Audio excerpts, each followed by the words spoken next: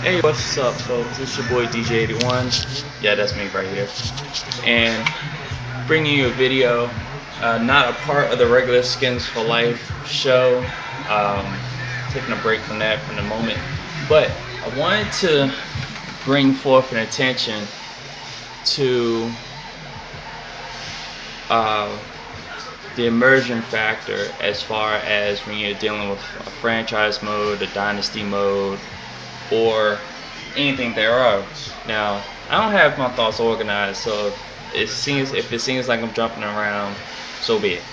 But I want to bring your attention to NHL 13 as far as their injury system and how that works. Um, Basically, the first thing I want to talk about is the variety of injuries, and I'm going to showcase that as I cycle through each team from A to Z. But there are no teams that start with the letter Z. But let's look through these injuries. So we got Anaheim, you see the injuries there. Go to Boston, they have no injuries, so they've been fortunate. Buffalo, same thing. I'm really going to focus on a few teams when it comes to when I go in more detail about, as you see me gesturing, hey, what's up, folks? And I think I'll focus on the Caps as far as the injury details. But let's look at these varieties again. Now, I don't know if you can see that. You can kind of see it, but he has a wrist sprain. You got post-concussion syndrome, injured hand, herniated disc. You see the return dates. I'm at the 1st of December, so just to give everybody a reference date of these injuries and when this supposed person is supposed to return. So the cycle again, post-concussion syndrome. And again, I apologize if you can't see some of the lettering. If there's more than one injury, I'll move it. But also take a look at, he has a broken leg. You see where the target is on? And then post-concussion syndrome, the target, I don't know if you can see, there you go. You can see it right there. Alright, so as you see, as I continue, and you can also see here the status here, the circle, the cross in it, this means it's not playable, or here's the key right there, so I don't have to go through that. Alright, so again, cycling through teams. Some teams have more concussions, more injuries than the other. Some are playable, just going through. And why am I highlighting NHL as far as an injury system? One, I think is perfect. It gives you variety of injuries. It gives you variable return dates. The status often changes. Like I've seen one player go from, like you have a lacerated arm, mild cut, broken nose. You have all these variety of injuries. And when you look at games like Madden, that you kind of get specific injuries all the time, and that kind of gets old. You know that a guy's gonna suffer a broken leg, a pulled muscle, or whatnot. But these are the variety of injuries that you have to deal with. Now, that's what I'm about to play the Islanders next, and they actually picked up Tim Thomas. So he can play, and it's playable. Okay, so that was my. See, another thing about the injury report on NHL and the immersion factor is that I can also look at it as a scouting tool. So I know he could be playing in the game that I'm about to play next. But let me zero right in with the Washington Capitals, which is my team. Now you see all these injuries I have, right? I'm gonna bring forth view injury detail. Now I know in Madden when you have an injury, or NCAA, or really any football game that has injuries in their feature set or whatever, you really see the ratings decline, but you don't have it specifically to where it'll show you what ratings it'll affect. It's almost like you have to find it in other games. Here you just hit A, and this is Martin Eret. Mind you, he has a broken rib. He can play, but this is the attributes that they affect: body checking, aggressiveness, strength, slapshot power, endurance. His current ratings are with the modifier. Now, I don't know if anybody has been paying attention to my Twitter feed, which is DJ81, by the way.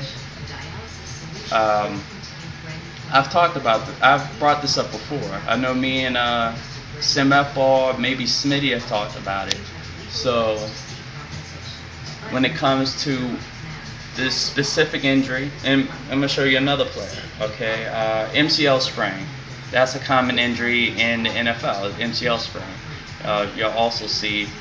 This is an interesting thing. I'm gonna get to that later, but let's go to MCL sprain. Let's go to Matt Hendricks. His current rating, the ratings that is affected, and there's actually a couple more, or just one more, that's affected, and how badly are they affected. Now, the biggest two being speed, which was affected, is down to, he's normally 80 speed, and he's down to 60. So it kind of lets you know the progression of the injury as he gets closer to the return date. And we're gonna look at Cole Alsner, who's in the post-concussion. Let me take the post-concussion syndrome. My fault. I'm tripping this Sunday morning. And you see his return date is February 1st. Again, reminder, I'm on December 1st, so this is a couple months away that he'll return. So let's go to his injury. Look at all these double-digit numbers that he has, and this is what they affect. Balance, which is important, because I don't think when a player, right now in the NFL, players are automatically taken out once they're diagnosed with a concussion. But if they were playing in a concussive state, obviously balance would be an issue. So I would like to see the concussions affect. If you're going to play a player that has a concussion, which I guess in the NFL video games is damn near impossible, I would like to see their balance affected. So everything, like the first three stats are mental, because your equilibrium is affected, so you can't really stand straight. Offensive, defensive awareness, those are mental traits. Boom, they suffer. Puck control, really can't see, you can't really coordinate.